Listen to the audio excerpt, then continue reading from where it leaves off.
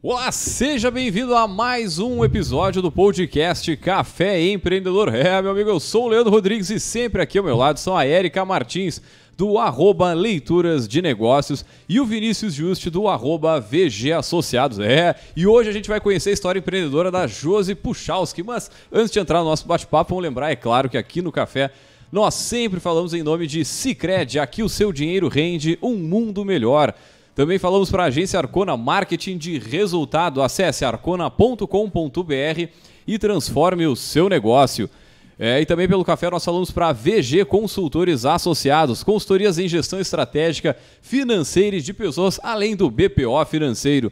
Segurança e qualidade na sua tomada de decisão. Acesse o vgassociados.com.br e saiba mais. Fala, gurizada, tudo tranquilo na Santa Paz?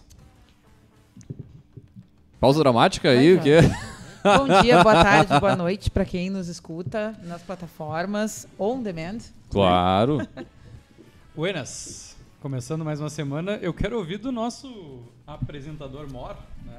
Como é que foi o South Summit, o cara que estava lá no... Pequeno briefing cara, para o nosso representante desta mesa no South Summit. Um dos maiores eventos aí de inovação, tecnologia, negócios da região sul do país. Cara, evento maravilhoso, principalmente para quem é da área do marketing, para quem é da área de tecnologia, como tu bem falaste aí. Agora, uma coisa assim que me chamou a atenção em várias falas, né? O pessoal, o pessoal que nos acompanha também deve consumir o tipo de conteúdo que fala sobre inteligência artificial e como isso está avançando, a produção de imagem, produção de vídeo, produção de aplicativo, produção de site e uma infinidade de outras coisas ainda, tipo o Papa lá com a sua jaqueta e tarará.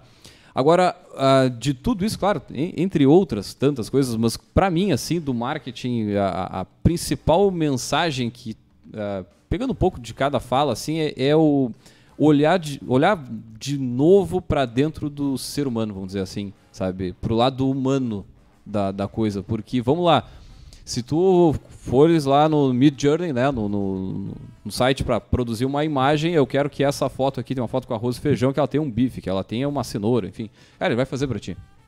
Agora, tu entender as nuances, as relações entre as pessoas, né, e transformar isso na medida de estratégia para marketing, para outras áreas, acho que esse aí que está o grande furo da bala aí, e eu via muita gente, de certa forma, assim, preocupada com a questão da inteligência artificial e como isso está... Assim, eu vejo muita gente que já viu tipo, algumas coisas que a inteligência artificial já faz. Agora, tu vê uma série de palestras onde o troço já é uma realidade brutal que já está substituindo gente, cara, é louco, assim. Pra mim, assim, me deu um choque. Tu já sabe, mas depois que eu fui impactado, assim, pô, o troço é uma voadora na cara, entendeu? Então, esse foi um ponto, e cara, conexão, né? Eu não sou tão um cara que assiste palestra, assisti algumas bem pontuais que eu queria ver, mas onde eu fui para fazer negócio e digo para vocês assim, como é bom participar de evento, a gente faz muita conexão ali, vou dizer para vocês que fiz contatos que equivalentes, sei lá, a 1 ano, 2 de trabalho, assim, de formiguinha, indo aqui, indo ali, falar com um, falar com o outro, e abre muita porta, e muitas vezes quem decide estar no evento. Então, assim... Um resumo geral bem breve, assim, cara, o evento show de bola ali, tem muita gente, claro, o evento tem que melhorar em alguns aspectos, em conseguir suportar mais gente, estar mais preparado para... E a gurizada tem que levar protetor solar, porque é um solaço, assim, ó, o sol vai descendo no Guaíba, é a coisa mais linda, mas aquilo também vai é um sol para cada um durante o dia, assim, né? Nossa senhora. Enfim. Tinha que ser um pouquinho mais no inverno, então, pegar esse solzinho para aquecer. Com certeza, com certeza. Mas, cara, passado geral, acho que é isso aí. Assim, bem rápido e rasteiro. Muito bem. Agora convido o pessoal para daqui a 2 semanas, onde encontrar o senhor Leandro Knepper e o senhor Seu Vinícius, estaremos... 2 representantes da mesa no próximo evento. 9 dias. 9 dias. 12. Estaremos lá no Gramado Summit. Um grande abraço pessoal da organização, para o Marcos, para toda a equipe ali que toca e que o negócio deles é o evento. Cara, eu tive a oportunidade de ir o ano passado, reuniu 6 mil pessoas, portanto, pô, bastante gente, mas extremamente organizado, assim, sério, bom, evento bom de ir, por isso que, cara, um dos melhores eventos para mim que eu já fui, sem dúvida, é o Gramado. Tu consegue ter um atendimento bom em todos os momentos, assim, do estacionamento, ter uma experiência positiva até a entrada, a saída do evento, enfim. Além de, cara, sei lá, 7 palcos. E nós estaremos lá trazendo Fazendo a cobertura, Fazendo a cobertura, trazendo do algumas falas aí dos palestrantes, o pessoal que vai estar por lá, enfim. Lembrando que a gente tem um episódio de História Empreendedora sobre o Gramado Summit enquanto um negócio. É verdade. Tem estante também do livro do Marcos. Oi? Do Marcos? Não, Ciane é o Marcos Rossi. Do Marcos Rossi, isso. A gente tem estante dele, tem episódio com ele contando como é que o Gramado Summit surgiu e como é que virou o negócio principal. Então, vale muito a pena recuperar para quem vai para o evento e quiser já ir preparado. E para quem curte evento, vai seguir a gente lá. Segue, enfim, acompanhando, manda dúvidas se quiser que a gente conecte vocês aí com outra pessoa lá que vai estar lá, vai estar palestrando, sei lá, não vai dar por correria, enfim. Manda aí que a gente tenta fazer o link também, né? Negócio é fazer negócio. E vamos saber agora sobre a nossa convidada, né? Pois muito bem, gurizada. Vamos puxar ela, então, a nossa poderosa.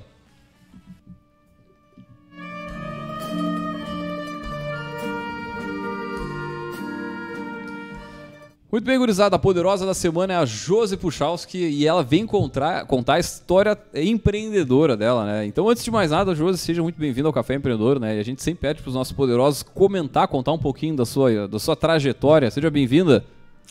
Muito obrigada, agradeço muito pelo convite de todos aqui. Estou muito feliz de estar com vocês. E boa noite para quem nos ouve, bom dia, boa tarde, não sei. Bom, enfim, eu sou psicóloga, sou psicoterapeuta, né? Trabalho com psicologia clínica faz 11 anos. E também tenho 2 empresas, a Norte, que eu trabalho com gestão estratégica, e a Mori. São 2 imobiliárias, né? A Mori, eu sou sócia, não me envolvo diariamente lá, mas na Norte, sim, trabalho com gestão estratégica. Desde 2014 a gente está nesse trabalho, assim, do ramo imobiliário. Maravilha. E como é que começou, como é que entrou para ti, né, a questão do empreendedorismo? Né? Como é que surgiu na tua vida? O empreendedorismo, então, eu estava pensando nisso antes de vir para cá e pensando que a minha trajetória ela começa bem cedo, né? Ela começa quando eu tinha uns 7 anos, assim. Quando eu decidi vender, primeiro antes, eu acho, um pouco, vender bolinho de areia na praia, eu vendia para as pessoas e elas compravam, que é muito impressionante, né? E depois eu fiz uma banquinha na frente da minha casa para vender as ervas de chá que tinha no fundo da casa, hortelã, camomila, e os vizinhos compravam também porque eu não gostava de esperar que meus pais me dessem dinheiro. Então, eu gostava de ter as minhas moedas, né, que eram moedas, na verdade, que eu ganhava, né, de algumas senhoras caridosas que passavam por ali e compravam, que acreditavam no meu negócio. E assim começou. Mas, enfim, depois eu fui crescendo, entrei para publicidade e propaganda, fiz metade do curso, trabalhei na C&A, trabalhei numa financeira, num banco e resolvi abrir o meu negócio. Aí eu tive uma loja de roupa chamada Jope, na Galeria Zabaleta, por uns 3, 4 anos, quando eu tinha 18 anos. Eu abri essa loja junto enquanto eu trabalhava num banco. Então, eu trabalhava no banco de dia, abri essa empresa à noite, mas eu era meio que uma adolescente, assim, né? Deu certo pelo tempo que tinha que dar, mas eu não tinha conhecimento algum de gestão, de financeiro, de pessoas, né? Tudo que se precisa ter. Mas foi muito importante porque depois de 3 anos, 4... não deu certo, tive que parar, porque já tinha dívida, não tinha como andar mais com o negócio. Mas foi muito importante porque eu aprendi muito, assim, muito, justamente com os meus erros, assim. Então, eu acho que essa história da Jope, ela é muito importante para a caminhada que veio depois, né? Que veio o consultório, que é empreender, né? Começar algo sozinho ali, é começar algo do zero. E o consultório é algo bem interessante e importante dentro do empreendedorismo, eu acredito, assim, porque tu vai com a tua energia para transformar pessoas e tu não pode, num primeiro momento, estar focado em dinheiro. E se tu estiver focado em dinheiro, e eu acredito que todo negócio que tu abre, tu tem que entender sobre dinheiro, tu tem que saber sobre dinheiro, mas o teu foco não pode ser dinheiro. Tem que ser as pessoas, como tu falava antes um pouco, né? E tu tem que entregar muita energia, muito investimento energético, muita concentração, te doar o máximo para o teu negócio, para quem está ali contigo, para o que tu quer criar de novo. E eu acho que é isso que importa. Porque se a gente se foca no dinheiro, um pouco como eu fiz lá na minha história da empresa antes, da Jope, que eu esperava, como todo empreendedor novato que abre um negócio e pensa assim, ai, nossa, eu vou ganhar dinheiro agora, em seguida vai tudo dar certo, aquele romantismo assim. E com o passar do tempo, tu vai entendendo que tu tem que entregar é força de trabalho, é investimento teu, para depois de muito tempo tu ter algum retorno financeiro, né? Primeiro tu vai ter que criar, como se cria uma criança, né? Então a tua empresa, ela é um bebê, ela nasce, ela é um bebê, ela é uma criança, ela é um adolescente, ela vai crescendo e tu tem que ir crescendo com ela. E o dinheiro tem que estar ali, mas tem que estar em segundo plano, no primeiro momento, pelo menos. E nesse ponto aí que você falou da criança, eu peguei muito essa função dos 7 anos ali. Na tua família, o pessoal incentivava de alguma forma isso? Não. Ou era muito teu, assim? Não, era meu, não incentivava. Inclusive, eles eram super contra. Desde os bolinhos de areia na praia, as ervas na frente de casa, a loja que eu abri, super contra. Não, que tu falando assim, a primeira coisa que eu imagino, sei lá, o ambiente em casa que que proporcione sei Tivesse lá, algum tipo de inspiração, exato. Olhou pra alguém, viu alguém fazendo aquilo ali. Pois, sabe, assim, não tive. Eu não tive isso, assim. Eu tinha pessoas fora da minha família que eu admirava, assim, que me inspiravam, que tinham os seus negócios.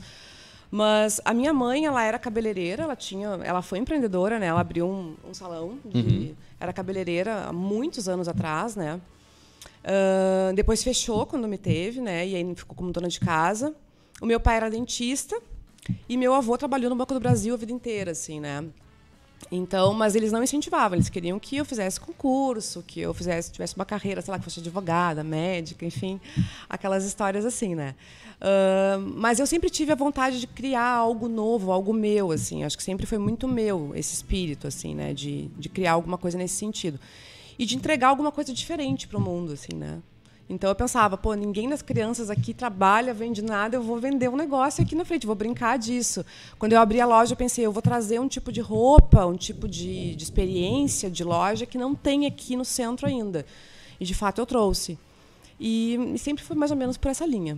Pô, que coragem, com 18 anos, abriu uma loja, saiu, tu alugou o ponto, né? Sim, tudo. Que hoje abrir uma loja, você abre um site ali, de certa forma, um não que seja mais fácil, mas... Coisa, né? Não, é mais fácil.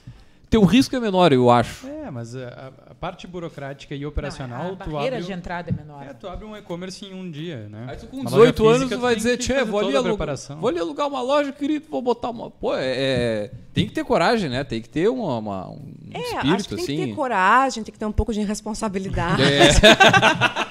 É importante Acho que também. tem que saber, tem que ir assim com aquele espírito de assumir risco, assim, né? Eu ia para São Paulo sozinha, comprava tudo, trazia, precificava tudo, colocava tudo nos lugares, vendia da forma que eu sabia, fazia o financeiro, fazia gestão de funcionário e no começo ainda trabalhava num banco. E fazia publicidade e propaganda, né? Pois é, eu estou pensando como é que foi essa transição de publicidade e propaganda para psicologia com empreendedorismo no meio, né?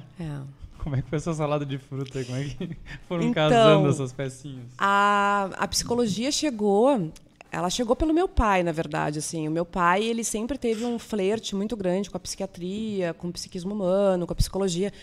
Quando eu tinha uns 12, 11 anos, ele me deu um livro que era O Poder do Subconsciente, e eu li, eu fiquei chocada com aquele livro naquela idade, assim, meu Deus, então a gente tem o inconsciente, algo que a gente não controla e que está nos controlando de alguma forma, né? Fiquei muito impressionada com aquela informação e fui lendo, mas depois acabei entrando na PP. No meio da PP, eu tive uma aula de psicologia que aí me caiu a ficha, assim, que era aquilo que eu queria. Que era aquilo que eu queria fazer, eu queria aprender mais sobre aquilo, eu queria entender mais sobre aquilo, assim, né? E aí, quando eu entrei para a psico, eu já tinha fechado a loja. Já tinha esgotado ali, tinha fechado. E aí fui para a psico e me envolvi muito na psicologia, né? Aí trabalhei como monitora, trabalhei todo o tempo como monitora na faculdade. E depois, quando saí, fui trabalhar no NACA, que é o Núcleo de Apoio e Atenção ao Adolescente e a Criança, né? E trabalhei com grupos vítimas de abuso sexual, de violência doméstica, de crianças, mulheres, né? E os homens também, os abusadores, né?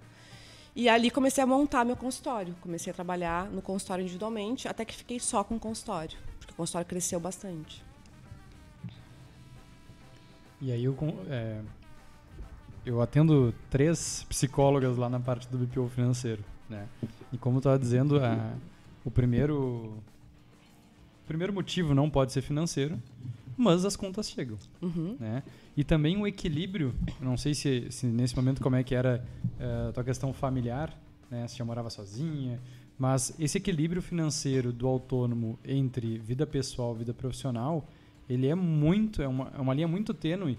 E aí a gente já falou várias vezes aqui, porque a psicologia, vamos lá, 90, 95, 99% de quem se forma vai virar autônomo. Né? E provavelmente vocês não tiveram base nenhuma na faculdade sobre como gerir um negócio ou como se gerir, porque é uma gestão autônoma, muitas vezes, né? Como é que foi esse desafio para ti, que já teve negócio, né, fora, mas aí quando tu vai para uma carreira solo, tu tinha esse desafio que não podia focar no dinheiro, mas como é que tu conseguiu evoluir o teu negócio ao longo do tempo? Então, eu acho que isso é bem difícil, né, para todo autônomo, assim, e realmente a gente não sai com base nenhuma da faculdade sobre isso, né, infelizmente, né. Eu morava sozinha desde os 17 anos e já tinha uma organização financeira, assim, tinha ajuda dos meus pais ainda um pouco, mas tinha uma organização financeira justo porque eu tinha perdido a empresa, né? Eu tinha falido essa empresa, a Jope, né? Então eu já tinha uma noção do que dava errado no financeiro, assim, do que eu não poderia fazer. Né? Quando eu comecei o consultório, eu trabalhava no NACA. Então eu tinha aquele salário, né, do meu trabalho. E também trabalhava com uma professora que foi muito importante para mim durante muito tempo, que é a Vera Figueiredo, né? Que dá aula na Católica. E ela me ensinou muita coisa, assim, né? Tanto da psicologia, de avaliação psicológica, como de vida, assim. Ela é uma figura muito importante para mim. Então, eu tinha esses 2 trabalhos. E fui para o consultório. Daí eu não fiz o que eu fiz lá na empresa, lá atrás. Que eu abri uma empresa super bonita, que eu fiz várias coisas. Eu subloquei uma sala, né? E comecei trabalhando, sublocando uma sala. Porque eu acho, assim, que primeiramente, se tu não tem um suporte financeiro grande, não é muito inteligente tu montar um consultório. É legal tu te juntar com outras pessoas, até por rede, né? E também para começar o teu negócio, para tu não ficar com aquelas contas correndo atrás de ti, para que tu possa olhar direto para a pessoa e fazer o teu trabalho como ele deve ser feito, né? Que muito se pensa nesse custo direto, né? Tipo, mas eu vou gastar 30% do que eu vou ganhar numa consulta com o aluguel da sala, mas tu não vai ter a conta fixa no final, que se tu não tiver paciente, tu não precisa ter, né? É melhor ganhar menos, mas ganhar, do que muitas vezes não ganhar. Eu acho que isso acaba acontecendo muito com o autônomo, com esse deslumbre, né? Sai da faculdade, não, eu tenho que ter minha sala, vamos eu e a minha amiga também, outra que não tem contato nenhum, não tem paciente, tu não sai tendo paciente, né? Então, eu vejo o maior, não sei se é o maior número de cases de sucesso, mas quando tu tem alguém mais experiente que tu gruda, que tu cola, né? Onde tu vai atender naqueles turnos que um profissional que já tem pacientes tem a sala, né? E não aquele sonho que existe muito de são os 3 amigos da faculdade, então abrir um consultório os 3 para ver o que vai dar certo. E muitas vezes patina muito para começar e perde muito essa questão do sonho de empreender, né? Daí acaba indo trabalhar ou fazer concurso, né? Porque tem uma primeira experiência que não motiva isso. E eu acho que até isso também tem muito do imaginário de eu me formei e em psico agora eu preciso ser psicóloga clínica, eu preciso ter um consultório. Não, tem um monte de outras possibilidades que ainda se perde muito. E aí muitas experiências frustradas também vão acontecendo lá adiante porque, sei lá, tinha um senso comum que empurrava ali que a expectativa agora era, né, fazer o cartão, fazer o Instagram, botar o jaleco e, né, e é assim que começa. Então... Nossa, a psicologia tem uma infinidade de coisas que, né, de áreas que a gente pode trabalhar, de maneiras que a gente pode colocar isso no mundo, assim, né? Não precisa ser o consultório, né? E acho que concordo com a Érica, assim, acho que tem hoje em dia muito assim, tenho que me formar e abrir um consultório. E muitas vezes nem é o teu dom fazer isso, nem é o que é para ti, né? E tu vai lá e tu vai descobrir isso enquanto tu tá gastando, enquanto tu tá investindo, né?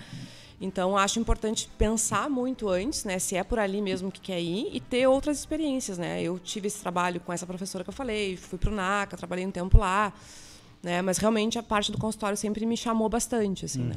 Mas isso eu acho a importância do estágio. O estágio te dá muito esse norte, assim, de, cara, eu gosto disso, não gosto daquilo. Daqui a pouco um estágio, sei lá, em psicologia organizacional, eu gosto de trabalhar na empresa, uma coisa mais corporativa, assim, enfim, um pouco diferente. Mas até na agência, a gente tem justamente esse perfil de buscar trazer experiência para a galera, né? E isso tanto para quem está empregando como para quem está estudando. buscar no estágio justamente essas, sei lá, experiências diferentes para tu ir te testando e justamente não chegar daqui a pouco no final do curso nem sabe o que tu vai fazer, o que tu vai deixar de fazer, né? Mas acho que mais ainda, né? O estágio vai te ensinar uma técnica, né, de uma possível aplicação da área. Bom, tu vai atender lá com o psicólogo Tu vai clínico. dar uma provadinha.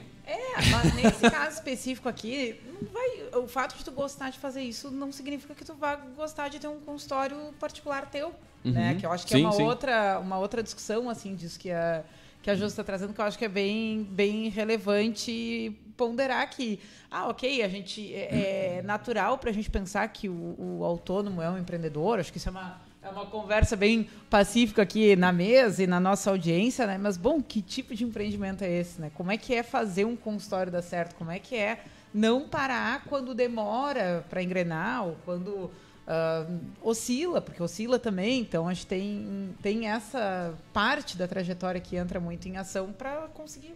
Quanto tempo tu falou? 11 anos? 11 anos. 12 agora. Eu ia comentar que toda essa experiência prévia ao consultório te ajudou muito, né? E que é o que a maioria acaba não tendo, essa grande experiência anterior. Mas eu quero saber mais dessa jornada, porque eu sei que atravessou continente, foi para outros continentes. Como é que foi essa sequência aí de empreendedorismo? Porque ainda tem que chegar em 2 empresas no futuro ainda. Como é que trilhou lá. Esse caminho? A gente ainda está há 11 anos atrás, a gente está falando do começo do consultório. Bom, então, estava começando o consultório quando eu conheci o Marcos, que é meu marido, né? E ele veio com a ideia, ele tinha chego de Portugal naquela época, e ele veio com a ideia, ele e o irmão dele, de abrir uma franquia imobiliária aqui em Pelotas, né? Uma rede. E quando a gente se conheceu, eu pensei, será que é uma ideia muito grandiosa que eles estão, mas pareciam ambos muito apaixonados por aquilo, né? E eram de fato, né? E estavam. Então, eles abriram aqui em Pelotas a Uni, né? Que existe até hoje. E foi, por um tempo, a gente foi trabalhando dentro da Uni, eu fui com eles, eu fui trabalhando com o Marcos, né? Em 2014, a gente abriu a Uni Zona Norte, a gente abriu uma franquia, né? Então, a gente ficou trabalhando ali. E essa experiência toda que antecedeu isso que eu contei aqui para vocês, ela nos ajudou muito, porque o Marcos veio com a bagagem de liderar pessoas, de gerenciar, de direcionar, de motivacional, né, de vendas. E eu vinha com uma bagagem mais de tudo que tinha dado errado, de toda a minha aprendizagem com negócios, o que dá para fazer em termos financeiros, o que não dava, né? Então, acho que a gente se complementou muito bem nessa época, né? Mas foram anos bem difíceis, né? Começar algo do zero e algo novo, assim, com uma proposta de trabalho bem diferenciada como a Uni tinha, é algo bem difícil. Passamos por várias dificuldades, assim, mas a gente sempre perseverou, a gente sempre seguiu naquilo, como a Érica falava, assim, né? Como que a gente sabe que a gente deve continuar, né? Tanto com um consultório ou com uma imobiliária, com o negócio que tu tem, né? É quando aquilo realmente faz muito sentido para ti, né? Faz muito sentido. E aí tu sabe que é por ali o teu caminho, alguma coisa te fala que é por ali, né? Então tu insiste, tu espera um pouco mais, tu vai, tu entende que tu errou, mas que é ciclo, porque tudo é cíclico, né?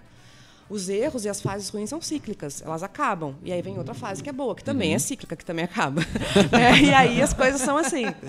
Né? Até que a gente, depois dessa caminhada com a Uni, a gente se desvencilhou e a gente abriu a Norte, que é a nossa própria marca. Né? A gente saiu da franqueadora, da franquia, né? E abrimos a nossa marca, né? Que é a Imobiliária Norte que a gente tem hoje.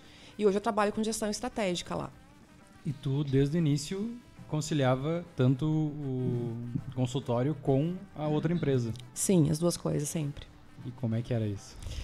Difícil. Antes de ter... Eu sou mãe, né? Eu tenho o Samuel, que vai fazer 5 anos agora essa semana.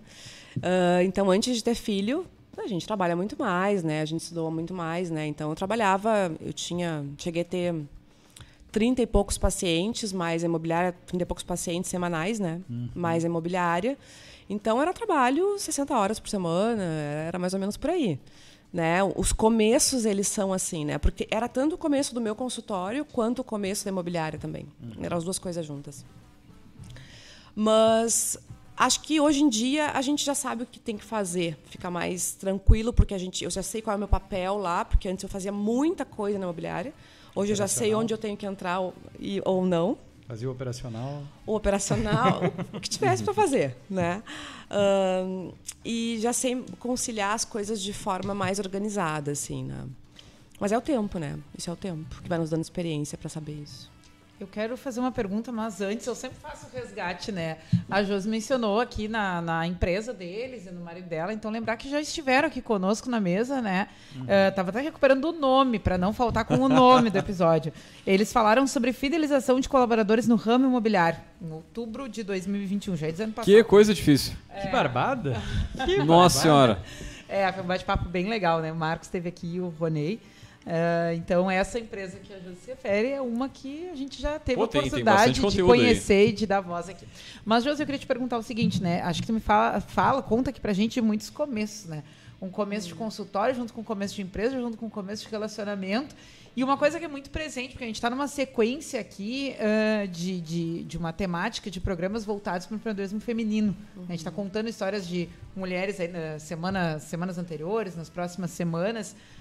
Como é que foi essa decisão de empreender com o teu parceiro? Porque eu acho que isso deve ser uma realidade para muitas mulheres que nos escutam, tanto para dizer que sim, quanto para dizer que não. Acho que é natural que a oportunidade aconteça. Acho que a vida vai levando para lá e para cá, as trajetórias vão aparecendo. Como é que foi a decisão? Como é que é a experiência? Né? Então, conta um pouquinho para a nossa audiência. Enfim, a gente estava começando o relacionamento, assim, né? Então, e nós dois estávamos começando com nossos projetos também, né? Então, a gente tinha uma ideia de se ajudar muito, assim, né? A gente sempre teve essa parceria. A gente sempre foi muito amigo, acima de tudo, né? Muito parceiro. Então, acho que não tinha outra opção, como eu pensar diferente naquela época, assim, sabe? Era o que a gente tinha que fazer.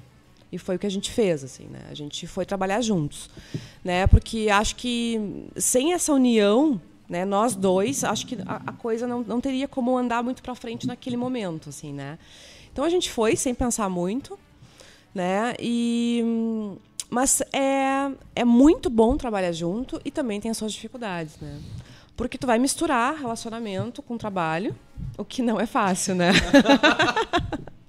Eles dois podem falar, né? Eu não tenho e não tive essa experiência. Olha, até onde eu sei é desafiador, no mínimo. É desafiador, assim. Eu acho que... Olha, uma coisa que eu recomendo bastante é a psicoterapia. E funciona. Temos dados estatísticos sobre isso. Né? Eu acho que muito do que me ajudou em toda essa trajetória, assim, foi a minha psicoterapia, né? Eu faço psicoterapia há 20 anos, eu me trato há 20 anos, eu tenho que me tratar, né, com o ofício que eu tenho, assim. Mas ele também foi para psicoterapia, né? Então, eu disse, tu vai para psicoterapia também, porque a gente vai trabalhar juntos e a gente está juntos nessa. Mas a gente pensa diferente em muitas coisas, assim. Mas eu acho que isso ajuda também com que o negócio cresça, né? Porque quando um não está pensando algo, o outro está. Né? Quando um não está olhando para um lado, o outro está. Né? E a gente tem esse contrabalanço, assim. Mas eu acho que tem que ter muita conversa. E a gente sempre teve isso, né? A gente sempre conversou muito, assim, noites conversando. Sobre o negócio, sobre a gente, sobre como fica o negócio entre a gente, né? E o que a gente pode fazer de melhor por nós e tanto pelo negócio. Então, eu acho que a questão é essa, né? Se a comunicação não estiver muito alinhada, as coisas não vão dar certo, né?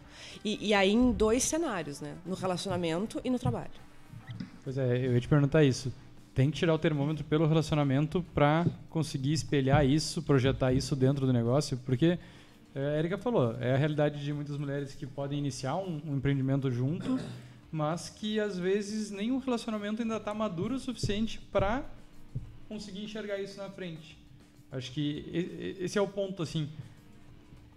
Tu falou que estava muito no início, então vocês estavam muito no vamos. Mas hoje, depois de um tempo, o que tu pode dizer para quem está pensando nessa hipótese ou que pode projetar isso mais para frente? O que é importante enxergar no relacionamento atual para ver se isso daria certo no futuro? Óbvio que não tem uma regra, né? Mas... eu acho que a gente não tem fórmulas prontas, mas sim, a tua pergunta é bem importante. Eu acho que algo que é importante verificar é confiança. Em todos os aspectos, assim. Porque... tu tem que confiar, não sei qual é o acordo que tu tem no teu relacionamento, porque tu pode ter vários tipos de acordo, né? Mas tu tem que confiar nessa pessoa. Se tu confia nessa pessoa, ok, né? Porque se ela vai numa linha de confiança contigo aqui, é provável, não é certo, mas que essa linha se estenda também para o trabalho, né? Então, se vocês têm confiança um no outro, acho que esse é um ponto principal, né? E o outro é não ter muitas divergências de opinião, né? É óbvio que algumas vão ter, mas agora, se eu penso A e tu pensa B e tu não cede, eu também não sou acostumada a ceder, isso não vai dar certo. A tendência é que isso não dê certo, né? Então, eu acho que é organizar isso, enquanto como é que a gente pensa, né? E tudo bem, e quando eu pensar diferente, como é que a gente vai fazer? Tu vai ceder, eu vou ceder, e como é que a gente vai indo?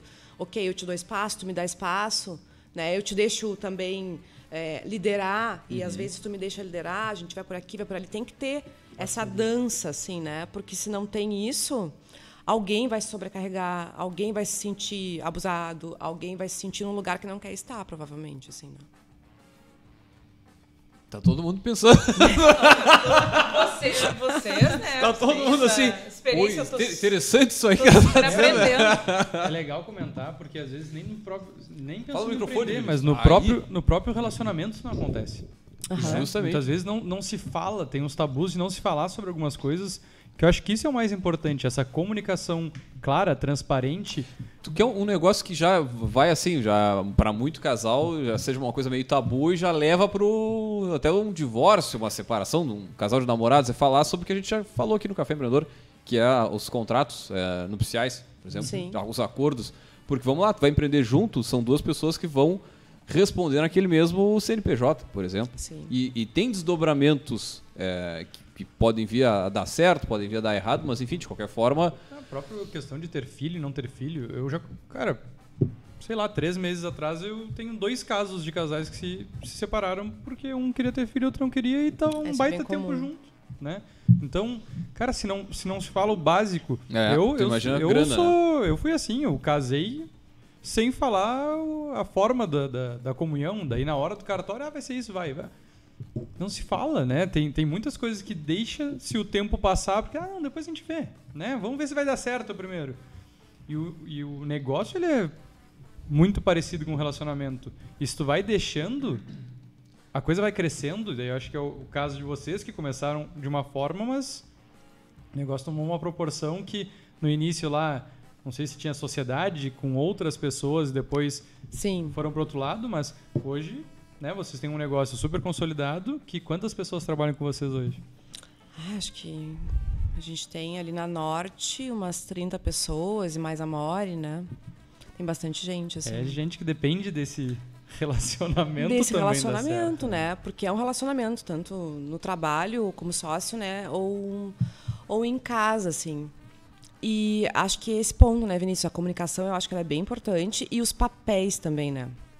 Eu acho que a gente tem que definir minimamente, claro que quando tu abre um negócio, todo mundo vai fazer um pouco de tudo, né? Porque o negócio precisa de alguma forma de mãe e pai ali, né?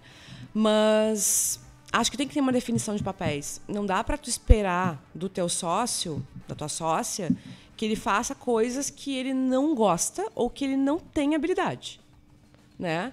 Então eu acho que isso é importante, assim. Acho que quando a gente começou a trabalhar juntos, teve uma definição assim do que o Marcos ia fazer e do que eu ia fazer. Claro que a gente ia fazer outras coisas também, mas ok, tu vai por aqui, eu vou por aqui na empresa, e aí a gente se complementa, porque senão a gente abre um negócio juntos, aí eu espero que tu faça uma coisa, tu não faz, tu espera que eu faça outra, eu não faço, e a expectativa vai nos ralar, né? Então, e aí vai começar a briga, né? E relacionamento que tem muita briga, não aconselho. Se estão discutindo coisas pequenas, não aconselho que abram um negócio, que é algo que envolve muita responsabilidade, né? Porque se tem muita briga, provavelmente isso vai se refletir ali também, né? Não, eu ia dizer que nem, cara, às vezes tu tá vendo dentro de uma empresa, tu nota que é familiar e tem aquele relacionamento, que é meio que um relacionamento de casa na frente de funcionário e na frente do cliente. Né? Que aí já é um decorrer desse tipo de situação onde tu não tem a comunicação, que tu começa a brigar, e aí tu tem reflexo lá na ponta, que é o negócio daqui a pouco caindo, assim, né? Vindo abaixo. Mas uma coisa que eu queria te perguntar, o José, é o seguinte: a gente está falando de vários inícios, né, dos teus negócios e tudo mais, mas o fato de ser mulher, em algum momento do desenvolvimento dos teus negócios, tu sentiu alguma barreira por esse fato? Senti diversas vezes. Diversas vezes. Quando eu tinha loja, por exemplo, quando eu ia negociar em São Paulo, eu era uma mulher de 18 anos, né? Então, ia negociar com o pessoal pessoal bem mais velho em São Paulo, pessoal que trabalha há muito tempo, tem empresa há muito tempo, né? Empresas grandes, assim. Então, claro que tinha uma barreira, claro que muitas vezes eu não me senti ouvida, eu não me senti vista, eu senti várias formas de preconceito, assim. Às vezes muito veladas, né? Mas, sim. Quando a gente começou na Uni, né? Era uma equipe muito grande de homens, até hoje, né? A maior parte da equipe são homens, de corretores, né? E eu fazia uma pergunta, eu conversava com eles, eles respondiam para o Marcos, que é meu marido. Eles não respondiam para mim. Eles respondiam para o Marcos como se não pudessem se direcionar muito para mim, enfim, sim, sabe? Sim. Uma situação nesse sentido, né? Isso foi muito no começo, assim, depois a coisa foi se organizando, mas acho que sempre que entra, normalmente, um homem novo, há um tempo até essa pessoa se acostumar comigo, assim. Eu acho que tem um certo distanciamento até hoje, assim, e eu acho que isso tem a ver com a questão um pouco do machismo estrutural, né? Sim, com a questão da cultura que a gente tem, que todos nós temos, assim. Mas isso é bem presente, eu acho, ainda na nossa cultura. Até os dias de hoje, pelo que você está dizendo, chega um colaborador novo, tem essa... Tem, que não é algo agressivo, não é sim, algo sim. mas é um certo cuidado, talvez, da parte deles, ou um distanciamento, algo que, bom, não sei se posso conversar, se posso ouvir, ou quem é que manda mais aqui, talvez, alguma coisa nesse sentido, né? Enfim, isso acontece, né? E acho que foi nesses dois lugares assim que eu senti mais, né? No consultório também, algumas vezes já senti, né? É mesmo? Sim, já senti. E aí tem a ver com as questões dos outros, né? Tem a ver Claro, eu falo para mim, psicólogo, cara, no meu imaginário não me aparece a figura do homem sendo psicólogo. Eu não sei porquê, mas assim, tu fala, pensa um psicólogo. Cara, para mim sempre surge uma mulher, não sei porquê. Talvez alguma coisa estruturada, sei lá. Uma mulher num consultório, numa cadeirinha. Bem tranquilo. Sei lá. Eu acho que por dois motivos, principalmente, né? Eu acho que assim, eu acho que o feminino tem essa característica, e quando eu falo feminino, eu não estou falando homem e mulher, estou falando a essência feminina, o feminino dentro do homem, dentro da mulher, mas o feminino tem isso de ouvir mais, da escuta ou do aconselhamento. A gente está acostumado com o nosso feminino de mãe, de irmãs, de família, né? Não, claro, não é uma regra, né? Mas tem essa coisa mais do acolhimento, assim. Talvez por isso venha essa imagem, assim. E acho que tem uma construção social de que são também as mulheres que devem acolher e escutar e tratar de sentimentos. Né? E acho que ainda, infelizmente, hoje, muitos homens não se tratam, nunca pensaram nisso, e também nem imaginam conversando com outro homem, talvez, porque da cabeça deles, talvez só uma mulher vai me trazer para esse lugar de poder falar de mim. Como é que eu vou me expor para outro homem também? É algo que muitas vezes é difícil, não é fácil. Tô refletindo ainda. E é uma quebra de tabu o homem procurar terapia, né? Cara, porque isso, atualmente, que eu não sei qual é a estatística no consultório de vocês, mas eu vejo muito pela Letícia, que com os jovens, tu tem muito mais acesso aos homens, aos guris, né, procurarem tratamento, mas se pegar acima de 40 anos, acho que é minoria, ou uma fração muito pequena. Porque tem esse tabu de eu não preciso de terapia, pra que terapia? Eu não tô doente. Cara, tu sabe que eu ouvi, certa feita, eu comentei em algum grupo, né, que tava fazendo terapia e tal, e um dos caras, você tá fazendo pra quê, querido? Essas frescuras aí, tio. Sabe, e a pessoa não entende o... tô dizendo assim, não é uma pessoa velha, uma pessoa jovem, mas tem esse tabu, porque eu tava falando hoje de manhã ainda com um cara na academia. O homem não fala com outros homens sobre sentimento. Não, o homem não fala. O homem só no fala geral, bobagem assim... num grupo de homens. Ele não vai falar, tipo, não tô me sentindo bem por causa disso. Não, tu fala, e o jogo? E eu não sei o quê. Tu viu fulana? É sim, né? Já a mulher não. A mulher tende a se abrir mais num grupo de amigas, ou a minha experiência sempre foi esse tipo de conversa ter com amigas. Sim. E não com amigos.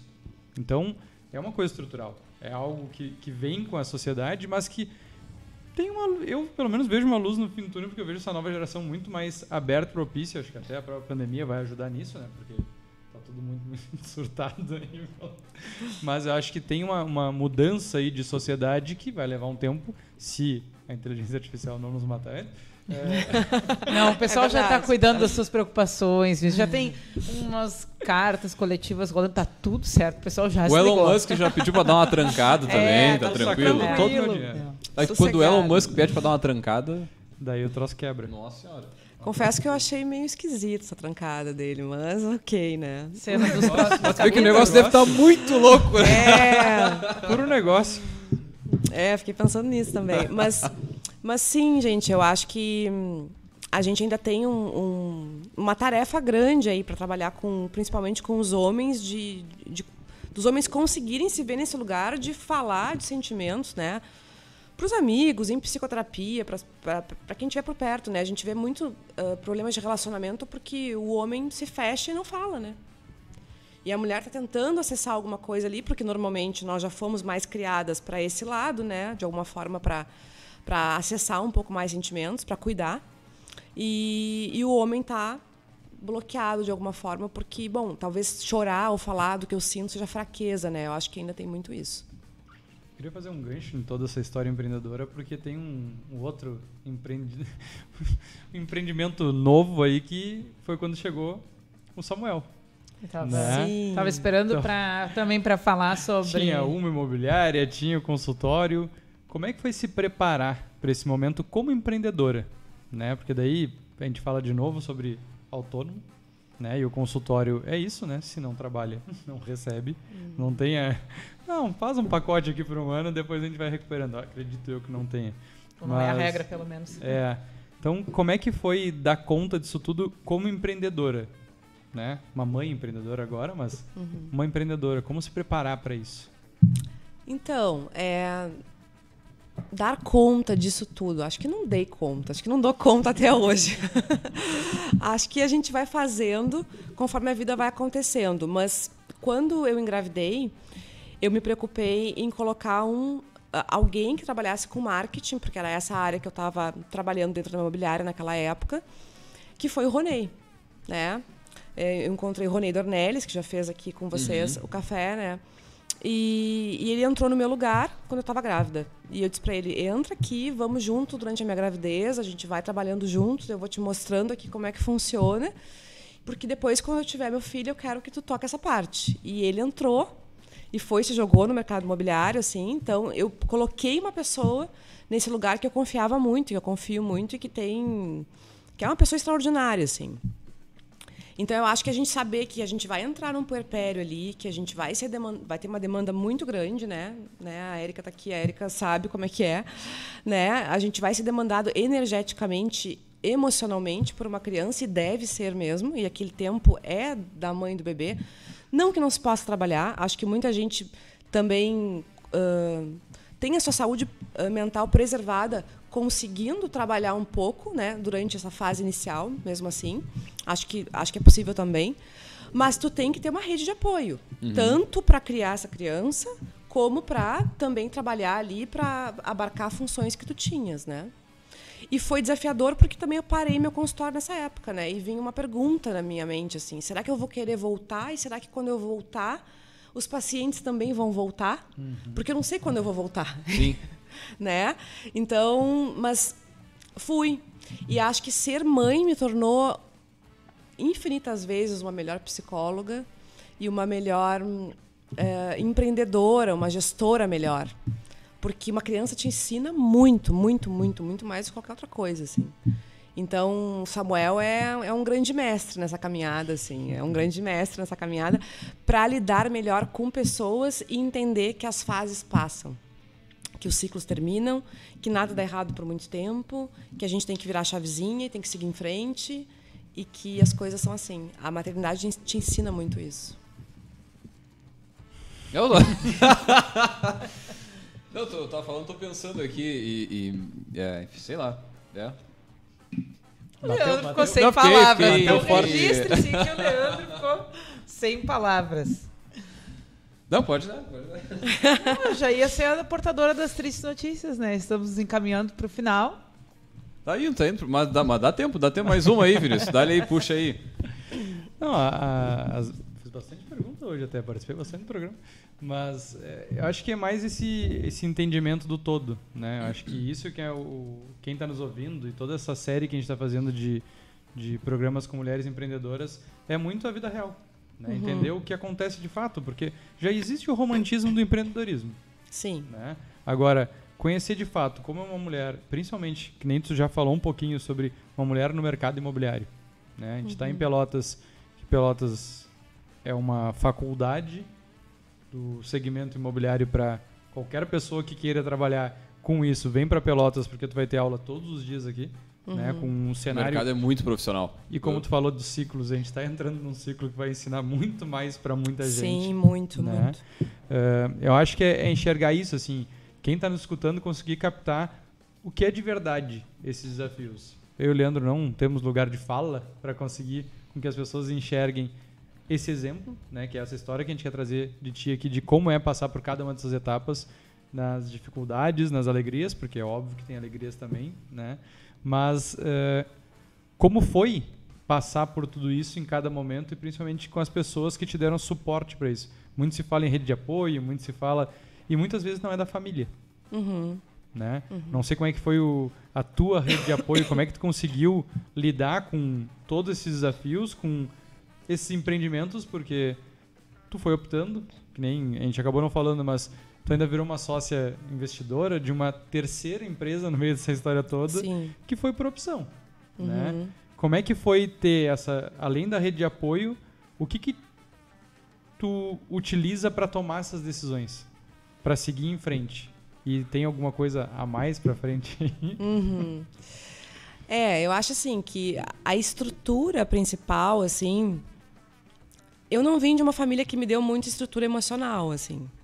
Então, apesar de hoje reconhecer que tudo que eles me deram ou que não me deram, o que faltou, foi importante para minha caminhada e faz com que eu seja quem eu sou hoje, né? E foi perfeito, e tá tudo certo.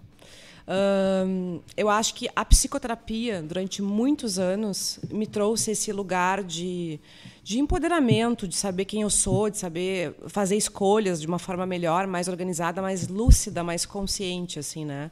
Então, acho que isso é um ponto principal, assim. Se tu tem filho, se tu está empreendendo, se tu tem uma sociedade com teu marido, se tu faz várias coisas, eu acho que são todas elas coisas que vão te demandar muita energia, muito investimento emocional. Então, é muito importante que tu tenha alguém que cuide do teu emocional, que esteja ali para te escutar de forma atenta, para perceber onde é que tu tá te metendo, para onde é que tu tá indo que nem tu enxerga às vezes, para te acompanhar no teu processo, para colocar aquela lanterninha ali para ir contigo, né? Porque não é o psicoterapeuta que vai decidir nada, nem nada, mas ele vai colocar uma lanterninha em algumas coisas que talvez tu não enxergue, assim. Então eu acho que esse é um ponto, assim. E as escolhas que eu faço, elas são muito baseadas hoje, assim, no que eu vou conseguir entregar, assim, sabe? Como a Mori, por exemplo. A Mori eu escolhi fazer parte de uma sociedade, como uma sócia investidora, mas eu não escolhi trabalhar lá nesse momento porque eu não tenho como entregar algo que eu considero que seja razoável, assim, sabe? Então, acho que a gente tem que saber os nossos limites também. Pois é. Né? Porque se tu quer entregar para muitos lados, tu tem que entender que tu vai ter uma entrega nota 5, nota 6, nota 7. Né? Então, tu vai ter que entender que tu tem limites, assim. E se tu quer entregar algo bom mesmo, tu vai ter que te doar muito. E tu vai ter que organizar a tua vida de alguma forma. Bom, rede de apoio, às vezes não é da família. Eu tenho uma pessoa que trabalha comigo já há uns 15 anos, assim, que é tipo vó do Samuel, mas é a babá do Samuel, uma pessoa que me ajuda a cuidar da logística da casa, de tudo, assim. Ela é muito importante na minha trajetória, porque sem ela eu não teria feito muita coisa. Então, e ela tá no back office, assim, né? Ninguém vê ela, é a Andréia, ela é maravilhosa. E essa pessoa foi muito importante. A minha mãe, quando eu tive filho, ela estava com 80 e poucos anos já, né?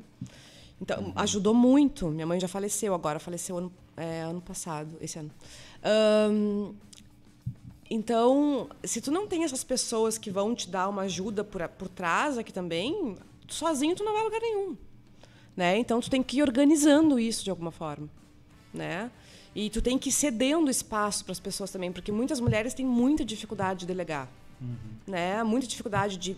eu tenho que cuidar da casa, eu tenho que cuidar da empresa, eu tenho que cuidar... Tá, tu não precisa cuidar de tudo. E entender também que na semana que tu estiver doando muito para a empresa, tu não vai ser uma mãe excelente.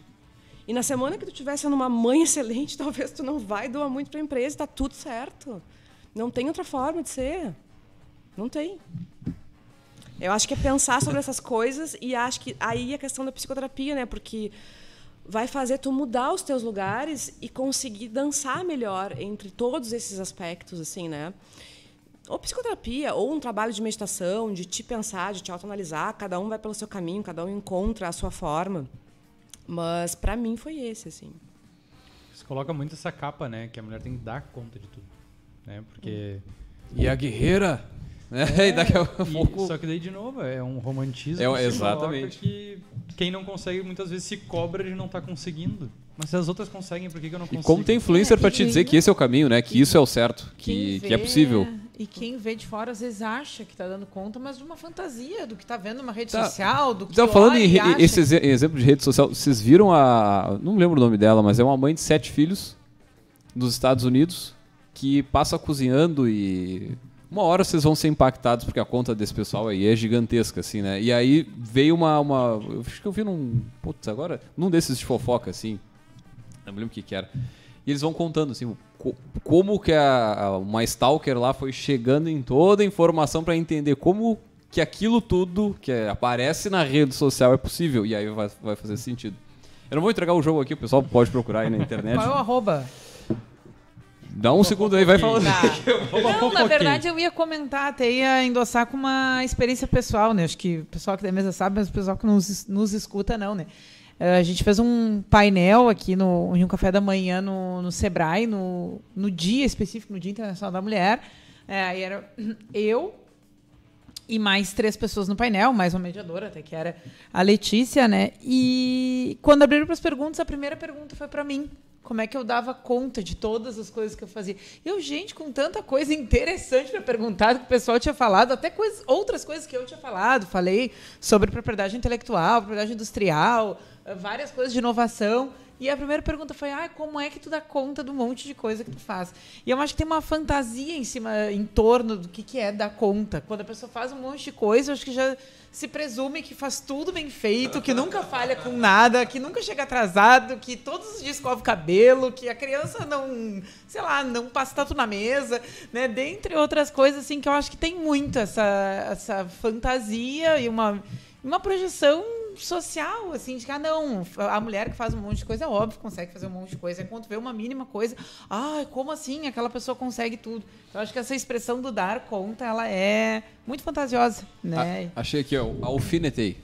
Tá lá. O Alfinetei postou sobre essa influencer aí. Essa mãe de 7 filhos... Não deve ser. Um comentário que eu vi assim, não, com 7 filhos não tem como ser tranquilo, enfim, acho que é legal dar uma olhada e refletir sobre justamente isso, assim, né? Tipo, que também o que tu vê na rede social, que muitas vezes não é a realidade, né? Muito diferente, muitas vezes não, boa parte das vezes não é o que parece. Pesado isso aí, né? E acho que isso é bem importante a gente falar, né? Porque hoje a gente é atravessado o tempo inteiro pelo celular, né, pelas redes sociais, pela tecnologia, e a gente não está falando muito nisso. Eu acho que não tanto o quanto se deveria falar. Nem os psicanalistas, nem psicólogos, nem ninguém está falando nisso, porque todo mundo está envolvido por isso também. Mas a gente tem um cavalo de Troia aí no nosso meio. E essa questão, por exemplo, das redes sociais que traz essa vida perfeita, que não existe, porque ali está o recorte do melhor, ainda com filtro editado. Então, né? Aí tem que tomar bastante cuidado com isso, porque às vezes tu vê uma sequência de histórias muito bonitinha e a vida que está acontecendo na realidade ela é completamente outra. Eu sei porque eu já fiz isso. Eu faço isso de vez em quando. Eu coloco nos stories as coisas que eu mais gosto do meu dia, que são mais legais. Enquanto isso, meu filho está chorando, meu filho está com ranho, a casa está desarrumada, a pia de louça está... Entendeu? Várias coisas estão acontecendo, só que não é isso que a gente coloca no Instagram. E tudo bem, desde que a gente tenha consciência de que aquilo é um recorte do recorte. Aquilo não é um exemplo de vida, aquilo não é o que é vivido na realidade, né? Então, acho que essa é uma atenção que a gente tem que ter. E cuidar, né? Porque a gente está rodando ali, passando no Instagram e sendo contaminado por diversos tipos de conteúdo o tempo inteiro que a gente não imagina o quanto eles entram dentro da gente, né? E tu vê um corpo perfeito, tu vê uma pessoa cozinhando, tu pensa, mas eu não cozinhei, mas eu não estou fazendo isso, eu não estou fazendo aquilo, eu não fui na academia. Exatamente. E aí tu fica numa super ansiedade, numa angústia desnecessária, porque tu tá te comparando com algo que nem existe, que nem é assim, né? Porque aquilo é recorte do recorte. E acho que nós, mulheres, o que a gente está querendo, talvez, e falo talvez por uma parte, não por todas, mas acho que a gente quer sair do lugar de guerreira, assim. A gente não é guerreira. A gente não é guerreira, a gente não quer ser guerreira. A gente quer ser mulher. A gente quer ser humana, assim, né? E acho que tem um lugar que nos colocam como... E a gente se coloca também, as mulheres se colocam, se cobram muito, né? A gente tem um alto nível de perfeccionismo, muitas vezes, que a gente quer mostrar, a gente quer dar conta, como a Érica falava, a gente quer fazer milhares de coisas que... nos colocam num lugar de cansaço, de exaustão, que não tem necessidade alguma. Se a gente souber dizer não, não faço, não gosto, não tenho habilidade para isso, não quero. De colocar os limites. Limites. Até mais do que isso eu não posso. Deu. Essa semana não dá. Nós temos ciclos menstruais. No ciclo menstrual, nós mudamos durante o mês várias vezes. Nós não temos a mesma... Não é o mesmo funcionamento dos homens. É muito diferente. E a gente tem que entender isso para poder se conhecer e saber até onde a gente vai e a gente não vai. Acho que esse é um ponto bem importante da gente pensar como mulher. Muito bem, gurizada. Show de bola. Chegando na finaleira do nosso bate-papo, viu? Passa rápido pra caramba, né? Verdade. A gente tem alguns quadros aqui, vou deixar primeiro, vou te entregar aqui. Então, o primeiro que é o seguinte, é o outdoor do empreendedor, né? Então a gente pede para os nossos poderosos deixar uma mensagem. No caso, como nossos episódios são temáticos, né? Mês de março, embora estejamos em abril, mas de qualquer forma, uma mensagem para as mulheres que estão naquela seara, quando estava lá com 18 anos, abrindo teu primeiro negócio, enfim, em outro momento da vida, aí, querendo iniciar, de fato, essa jornada. Mas antes de passar para ti, o outdoor do empreendedor, vamos puxar ali o quê? Nosso gotas de inspiração. Deixar tu pensando, né? Eu tô bonzinho hoje.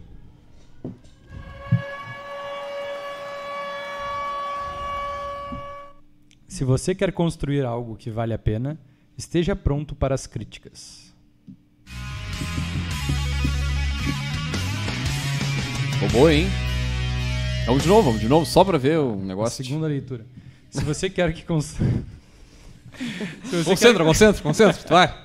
Se você quer construir algo que vale a pena, esteja pronto para as críticas. Esse não é, mas é curadoria da Martins Érica. Só não vai vir da estante do empreendedor que ela vai falar agora para nós, mas também o autor é desconhecido. Então, procura lá no Alfinetando, que deve Alfinetei. Deve ter o autor da frase. Muito bem, então vamos para a estante. A nossa dica de leitura hoje é um livro chamado Nos Bastidores da Vogue. A autora é Nina Sofia Miralles. Aquela ajuda aí para a gente colocar. Para quem nos escuta nas plataformas, o vídeo deste programa está no YouTube. Convido-os a assistir e vai poder, né, vai dar para ver a capa do livro. Bom, então é um livro de uma jornalista que escreveu sobre toda a história da revista Vogue desde o final dos anos 1800. Falou da Vogue em vários países, olhando como um negócio. Tem toda uma narrativa de uma história de, bom, e família vai, e família vem, e quem pegou, e quem foi editor-chefe, quem foram as equipes, mas o pano de fundo é contar como é que a Vogue é um negócio, e às vezes que ela esteve em vias de falência, né, e por que as famílias que tinham aquela empresa, né, que gerava essa revista seguravam. Mas é uma narrativa também que tem muita história, porque para a gente entender como é que a Vogue surge, tem que olhar para o que era a sociedade de Nova York no final dos anos de 1800. Bom, tinha um grupo que era das famílias herdeiras e tinha um outro grupo que estava se fazendo financeiramente. E não existia muito uma aceitação, ainda que fossem de dois grupos financeiramente equivalentes, que eles se unissem dentro de uma sociedade, né? E a Vogue vem de um dos grupos, mas impacta em outro, se torna um negócio, mexe com coisas muito humanas, com vaidade, com aparência, com fofoca, com tendência, e assim vai criando um negócio e depois sai dos Estados Unidos, vai para a Europa E aí vai se desfiando essa história, né, dos bastidores da Vogue, com entrevistas, com pesquisas, com um monte de coisa. É um livro muito interessante. Não é uma leitura tão fluida quanto outras que eu já indiquei aqui. Ela tem uma cara meio de documentários. Não é uma coisa assim, eu fiz um mate, eu peguei uma tarde e devorei. Mas vale a pena. É uma forma interessante de conhecer como é que se cria um negócio aí que atravessa gerações, culturas, países e se sustenta de alguma forma em meio a um monte de polêmica e contextos questionáveis, vamos dizer assim. Agora, o Vinícius, né? O homenageador das bibliotecárias. Por favor. Um abraço para Gabriela Farai. Muito é um livro bem. de 2021 com 269 páginas. Não dá, no final de semana não rola. Não, ele é mais pesadão. Esse não dá, esse tem que deixar para durante a semana. 2021 publicado no Brasil, né? A publicação original dele é um pouquinho anterior, alguma coisa assim. Mas, enfim. Show de bola, baita dica. Essa é a dica. 2022 no Brasil, 21. E 21 original. Exatamente. É novo. Pra Rui com amor. Muito bem, gurizada. Agora show. Temos a ficha e a dedicatória.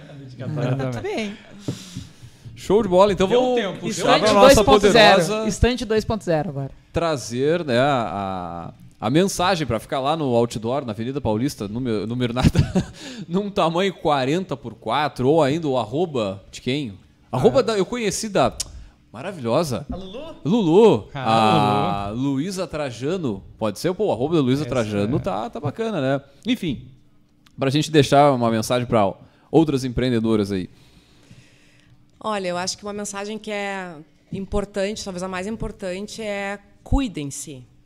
Cuide primeiro de si mesma, assim. Porque depois tu vai conseguir cuidar do filho, dos negócios ou do que tu quiser entregar. Mas primeiro tu tem que cuidar de ti e reconhecer o teu tempo, o teu ritmo, o teu lugar.